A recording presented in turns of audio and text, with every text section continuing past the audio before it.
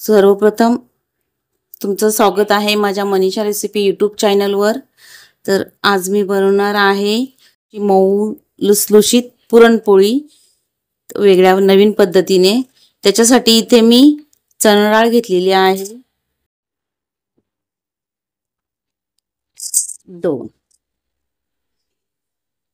3 वाट्या चणा डाळ आहे आणि वजनी प्रमाण अर्धा किलो इतका आहे।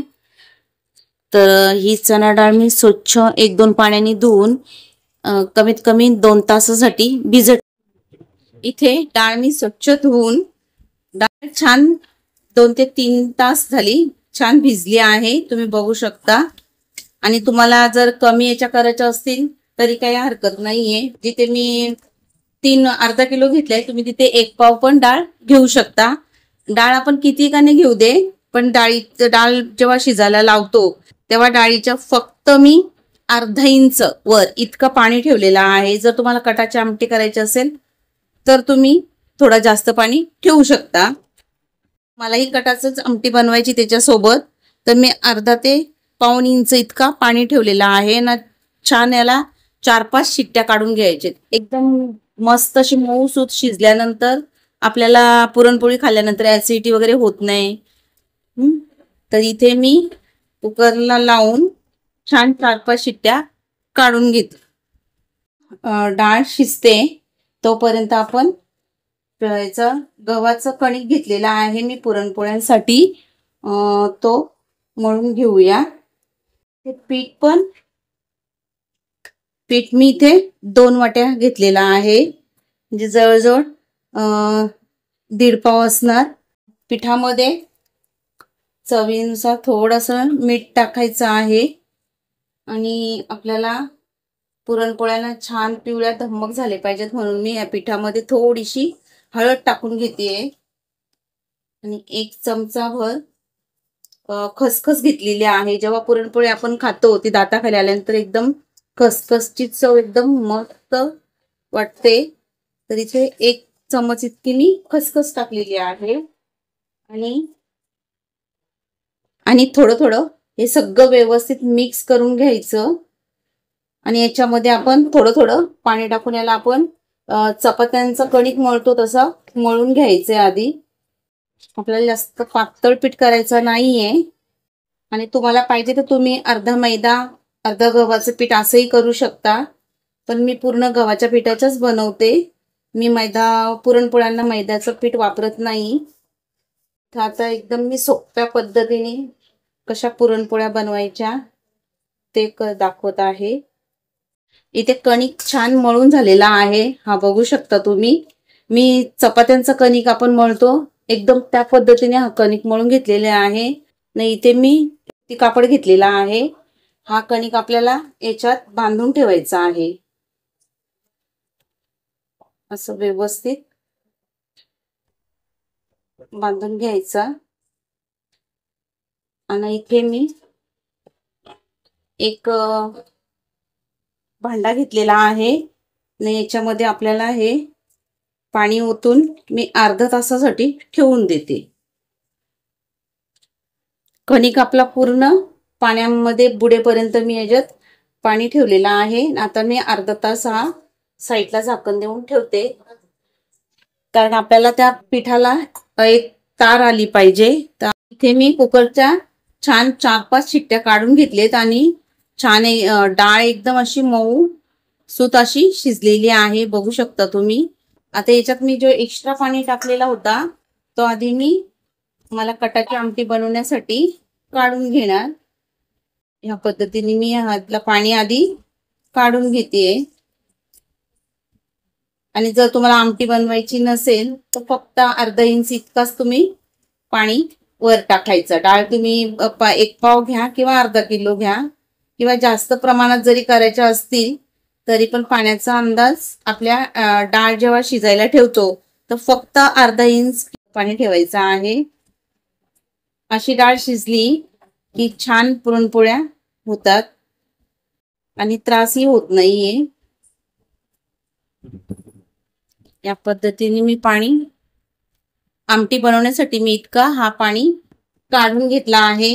आणि ही डाळ आपल्याला गुळ टाकायच्या आधीच हिचं असं छान अशी हिला मिक्स करून घ्यायची आहे. बघा किती मस्त, म्हणजे आपल्याला पुरण पात्राची पण गरज लागणार नाही अशा पद्धतीने डाळ केली तर. छान हिला अशी मिक्स करून घ्यायची.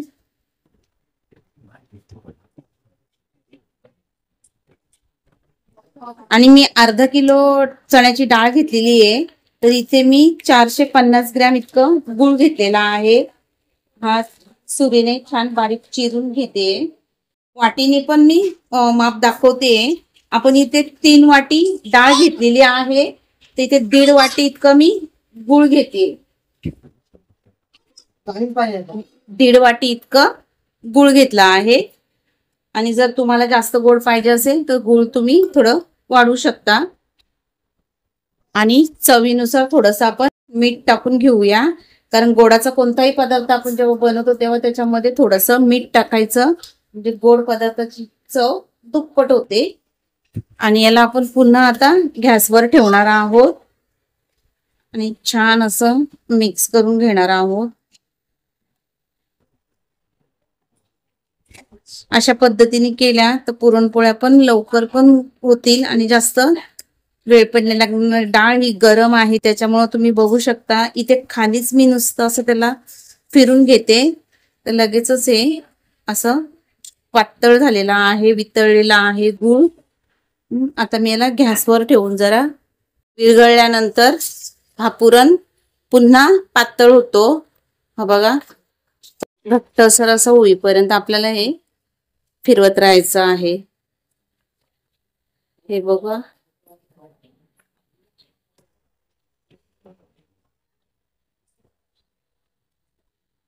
डाळ अशी घट्टसर होत आली की याच्यामध्ये आपण 1 चमचा इलायची पावडर टाकलेली आहे आणि अर्धा चमचा इतका सुंठ पावडर टाकलेली आहे.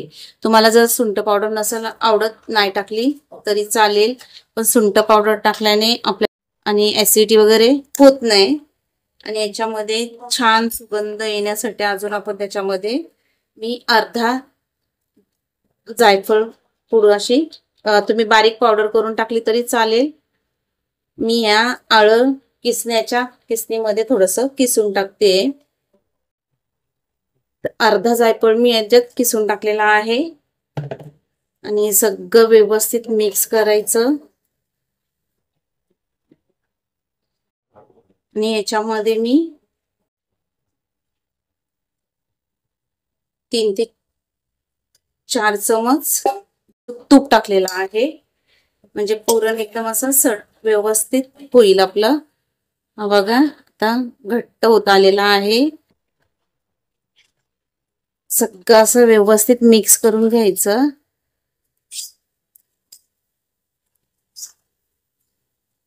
हा पुरण बनवायला थोडा उशीर लागतोय, पण छान पुरणपोळ्या होतात अशा पद्धतीने केल्या तर. आणि हा पुरण झाला कसं ओळखायचं, तर हा चमच जेव्हा याच्यामध्ये असा बघा, हा पुरण इतक्या उशिराने पडतो म्हणजे हा आता तयार झाला आहे. आणि दुसरी ओळखण्याची खूण म्हणजे हा चमचा जर याच्यामध्ये असं राहतो म्हणजे हा पुरण आता आपला व्यवस्थित तयार झाला आहे. आता थंड झाल्यावर अजून घट्ट होणार, तर एकदम असा बघा, म्हणजे याला अजून पुरण पात्रामध्ये किंवा मिक्सर मधनं फिरवायची अजिबात गरज नाहीये. आपला हा पुरण तयार झाला आहे. गॅस मी बंद करते आणि याला थंड होऊ द्या. इथे अर्धा तास झाला आहे. आता आपण हा कणिक मळून घेऊया. त्याला असं पाण्यातनं काढून असं पाणी असं पिळून टाकायचं. त्याच्यातलं पूर्ण पाणी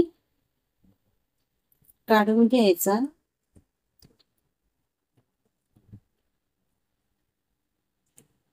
आणि आपण या ताटामध्ये मळून घेऊया.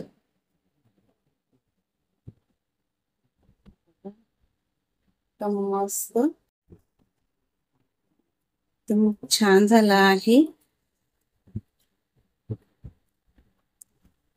त्याला पुन्हा आपण त्याला व्यवस्थित मळून घ्यायचं आहे. त्याच्यामध्ये हळूहळू आपल्याला तेल टाकून मळायचं आहे. तर इथे मी एक पळी तेल घेतलाय आणि तो थोडा थोडा टाकून आपण त्याला मळून घेऊया. आपण सुरुवातीला याच्यामध्ये तेल टाकलेलं नाहीये कणिक मळायला. आता आपण हा तेल याच्यामध्ये मुरेपर्यंत याला असं मळून घ्यायचं आहे, म्हणजे या पिठाला छान तार येईल. एक पळी तेल हा पूर्ण त्याच्यात मुरला आहे. पुन्हा मी ही एक पळी तेल टाकून घेते.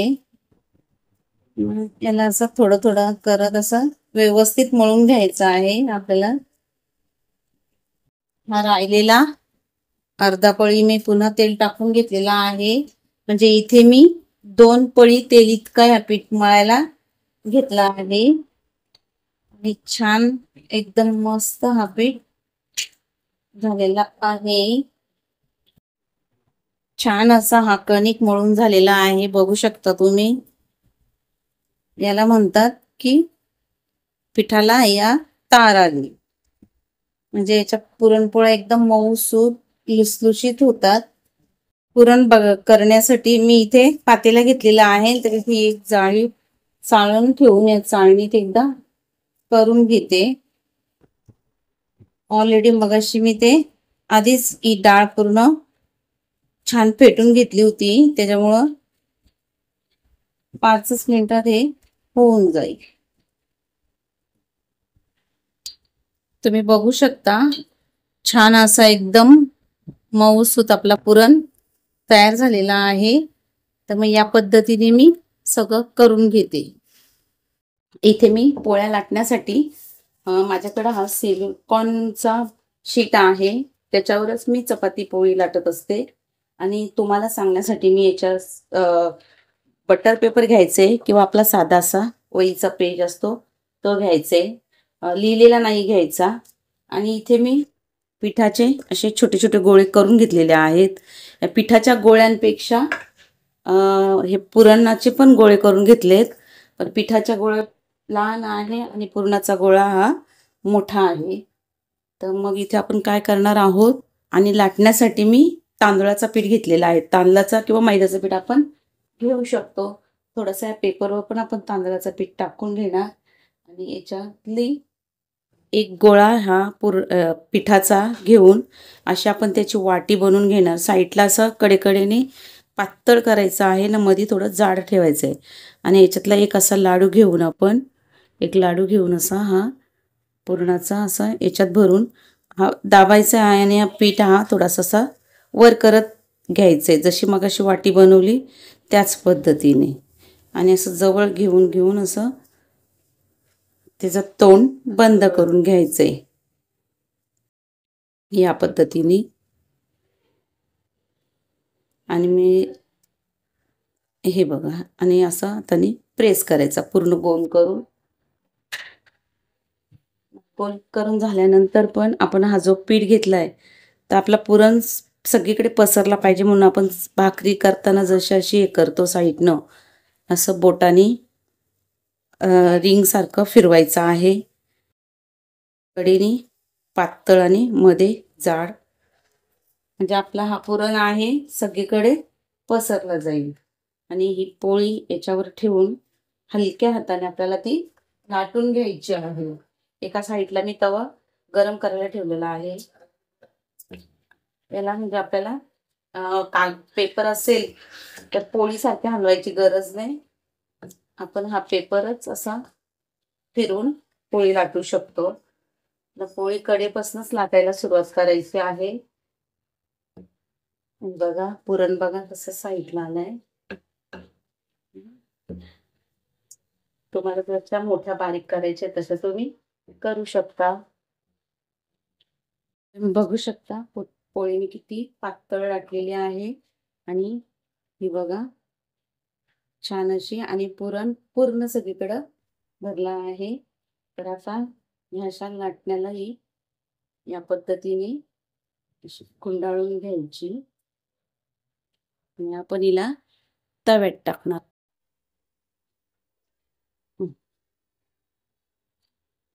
मी मोठ्या मोठ्या पुरणपोळ्या लाटलेल्या आहेत. तुम्हाला पाहिजे तर तुम्ही बारीक पण लाटू शकता. गॅसची फ्लेम मिडियम ठेवायची आहे. नाही एका साईडला झाल्यानंतर आपण तिला पलटी करून घ्यायची. बघू शकता असे छान बबल्स आले की पलटी करून घ्यायची.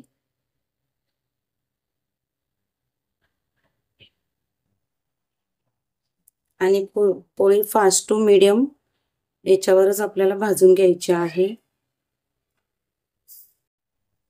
दुसऱ्या साईडने पण छान भाजून झाल्यानंतर वरतून तूप लावून ना पलटी करायची आहे. मस्त अशी पोळी टम्म फुगते. मग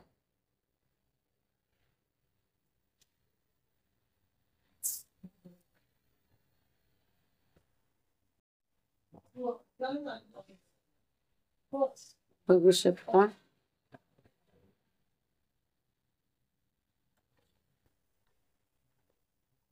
छान दोन्ही साईडनं अशी खरपूस भाजून झाली आहे.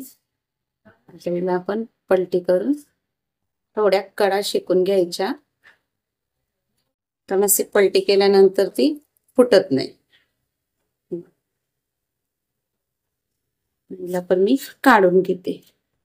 अशा पद्धतीने सगळ्या पोळ्या.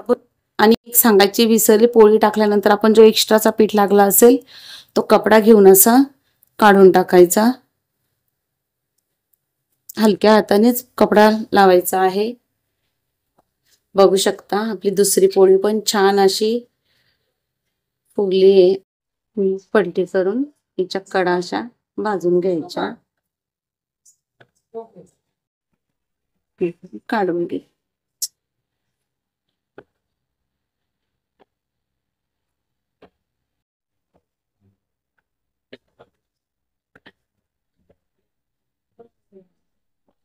छान अशी टम्म फुगलेली आपली पुरणपोळी.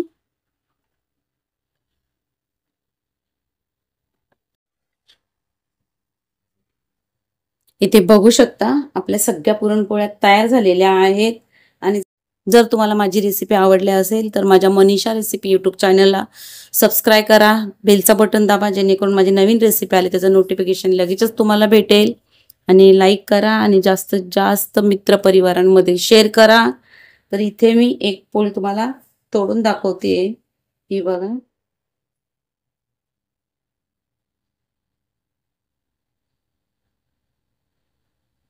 छान अशी एकदम मऊ झालेली आहे. आणि तिच्यात पूर्ण हा भरपूर असा हा पुरण आहे. बघू शकता तुम्ही. आणि खूप अशी एकदम मऊ एकदम. हे बघा अशा पद्धतीने एकदा पुरणपोळ्या नक्की करून बघा. आणि पुन्हा भेटूया अशाच एका नवीन रेसिपीमध्ये. मस्त खा आणि मस्त रहा.